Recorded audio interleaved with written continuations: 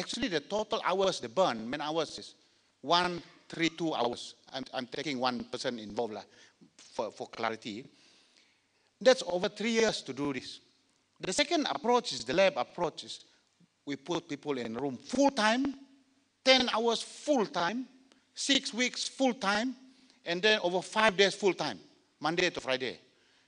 And there's 300 hours, man hours is burned. So if you compare that, 300 hours burned, but they actually finished the elapsed time only 6 to 8 weeks. Whereas the first approach, long elapsed time, because it takes 3 years to do. Picture the next diagram.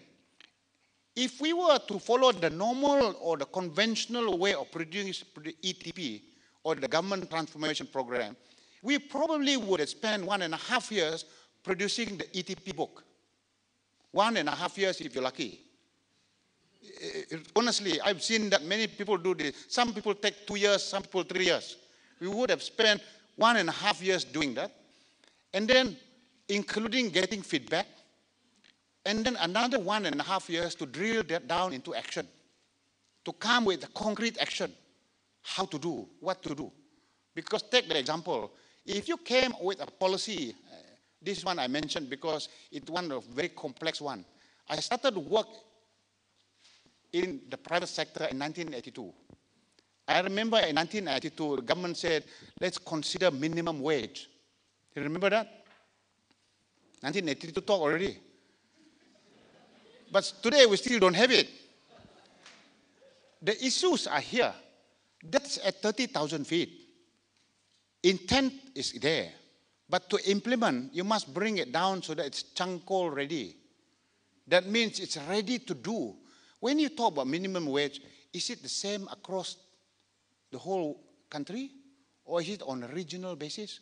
Is it different for Sabah and Sarawak? Or is it different from Peninsular Malaysia? Or are we doing it on a sector basis? Is it different for oil palm sector compared to oil and gas? Is it like that? Because you can't just implement unless you got it down to that level. Shovel ready, charcoal ready. So when you develop a roadmap at the top, you still need to figure out the action plan. You still need to get down to the 3 feet level. So that's why it takes a long time to do. The approach that we're doing is we put people in the room, they like it or not, they stay there until they come with the program. That's why I call this word program. Because the program is to make sure that exactly the activity is put there. So that people know when they come out from it, they know what is it they have to do to cause it to happen. So there's no more question of creating another action plan to implement that strategy. Because you're now implementation phase. So this actually, what I described today, ladies and gentlemen, is innovation. This is an innovation into a different way of doing it. Innovative way of doing it. This is an innovation in terms of transforming. I always believe when you want to deliver results, people innovate when their backs against the wall. Very true, this one. This one, I can tell you, if you don't agree with me, and then you must be wrong. Because the reason is this. If you tell someone, actually, I don't need you to have stretch target. This is what you did last year. You continue to do exactly the same. What for innovate? Because normal way of doing already can do it. That's what people don't do. People innovate unless you really stretch them out. So the stretch target notion is critical for us to go and do this. When we first started to think about reducing crime, I return to the crime because it's very easy to explain the concept. When we said to reduce street crime by 20% in the first year of implementation, everybody said cannot be done. There's no way. Over 3 years it's been rising. How can you say we must reduce by 20%? If we said only reduce it by 1%, no change need to be made. No innovation required because do normal business also can. But if you put 20%, suddenly you have to do something very radical. By the way, when we mobilized 14,222 police from hotspot, from non-hotspot areas to 50 hotspot areas. You know what we had to do? We had to identify every policeman or policewoman who were trained as policemen but employed in the Balai Police as clerks. We identified every single one of them, and we took 6,700 of them from the desk into the street.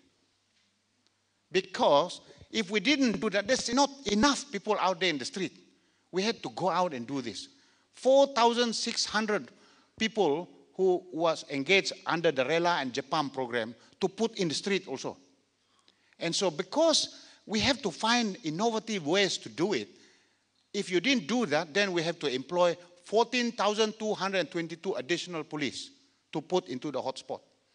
Because if we have to save the public money, we must use the existing resource to put them from here to there, to put them out from the desk. What did we do? We take civilian people who can become clerks to replace the police in the desk, and then we redeploy the police to be out there in the field. This is innovation. This is not a technology, but this is an innovative way of doing business. And I really say this is a very important aspect to what we do.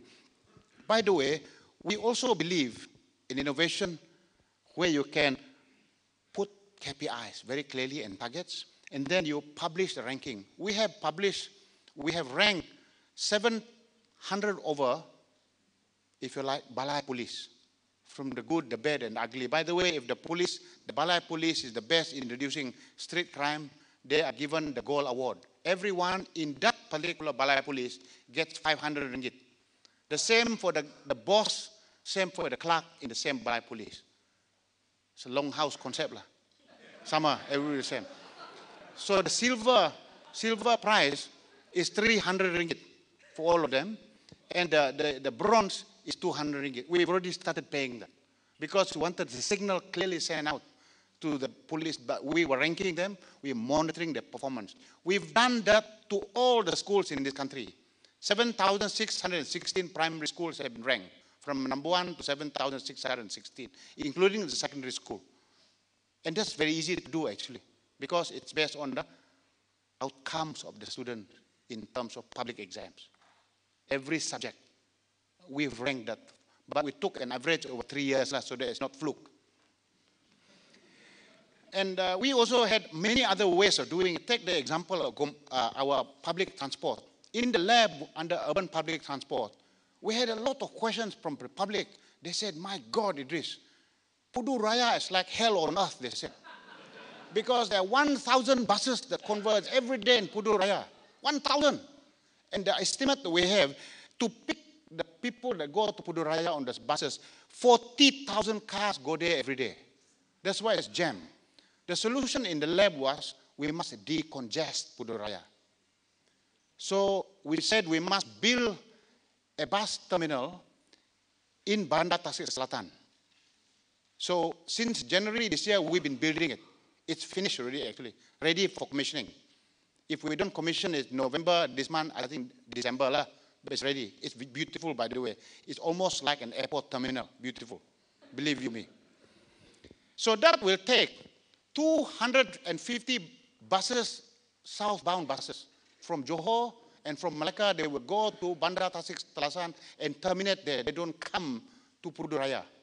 We are now in the process of building one in Gombak, so that the north and the eastbound buses will terminate in Gombak. So that by the time it hopefully finishes in August next year, 500 buses do not need to go to Pudu Raya. We decongest Pudu Raya, so it's not so jammed. So this is an innovation, because the innovative way of thinking is, how do we solve this problem? While we're thinking longer term about building our urban public transport, the MRT. We still need to do an MRT in this country, because 6 million people live in the city now. By the year 2020, 10 million people will live in Greater KL or Klang Valley. And by that time, if we continue to just drive into the city, this place will be choked. So it's so important for that to happen.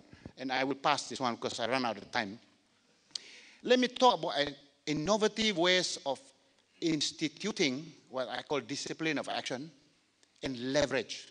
You know, you can have The biggest comment that we got when we ran the open days, 13,000 Malaysians came to our open day for the ETP, KL, KK, and also in Kuching. The biggest comment they gave was, fully support, like the ETP, how are you going to implement this?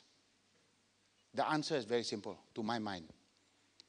Nothing moves on a large scale unless you implement what's called discipline of action and leverage. Proper governance structure to monitor this. So this is what we did under the government transformation program. In the government transformation program, Pemandu actually chair a meeting every week on Friday. It's called PSM, Problem Solving Meeting. So all the initiatives where we have problems, we discuss them in those meetings so that we look for solutions, innovative solutions to solve them in those meetings. So we're not theoretical, very simple problem, whatever the problems we discuss. Every month, all the initiative owners led by a minister will present to the Prime Minister every month on progress. So in my meeting, we are interested in problems. The Prime Minister's monthly meeting is interested in progress. So if you come to my meeting and you say there is no problem, then you go to the Prime Minister and there is no progress, something is wrong. Correct or not? There must be some problem. And so what we wanted to make sure that all the problems is on the table. Every problem, when we ask them to describe the problem, you cannot say the reason why it's not happening is because that department is not communicating. In fact, we suggest there's a template. What information do you require? What kind of data do you need? How regular do you need it? Who in that ministry do you require it from? Why do you need the information? So that the word they are not communicating, which is very unhelpful, becomes a useful word because you now say, we need that information in that format from that individual, in that frequency. When that happens, then things move. So this process, by the way, Pemandu doesn't do this. We are only catalyzing it. It's the ministry that's doing. Who reduced street crime? It's the police. It's the police that helps to reduce the crime. Who then help us to reduce the low-income household numbers, the incidence of poverty? All the ministries involved, Ministry of Agriculture, the civil servants inside there are the ones who make these results happen. Our role is to find an innovative way to catalyze the delivery of the results through a very rigorous process. By the way, we have a similar structure for the ETP, but very different now. We do like this, but the ministers meet on a monthly basis under steering committee meeting, but the Prime Minister chair an economic council every Monday from 9 o'clock to 12, to look at the problems that exist on each of the ETP and find solutions so that decisions are made every Monday. Only when we do this, then only we will move forward. So the issues today, ladies and gentlemen, is this. Unfortunately, when you talk about this, even explaining it also, I'm tired lah. Because banyak kerja. There's a lot of work, so nothing will come for free. Everything we have to work hard to make it happen. When we build this city, and to make the city a high-income economy by 2020, we all need to work hard at doing this. We require the private sector to put the best foot forward to cause this to happen, and the role of the government to facilitate and cause it to happen. But I tell you, there is no lack of effort that is put in the government side to cause this to happen. The Prime Minister meets every Monday from 9 to 10 to look at the problems that escalated from the very steering committee meeting, either it's palm oil, whether it's oil and gas, financial services, etc., etc. That's happening. That's the result. I just dashed through some of the quick outcomes so far in the GTP. I told you this, crime has gone down by 16%. Urban public transport, in the last 9 months, we've carried 2.4 million additional passengers using the LRT. We have finished constructing 538 kilometers of rural road. This is the most number of kilometer road that we built in a given year. Since January this year, until September this year. We built all those roads, and because we really need to connect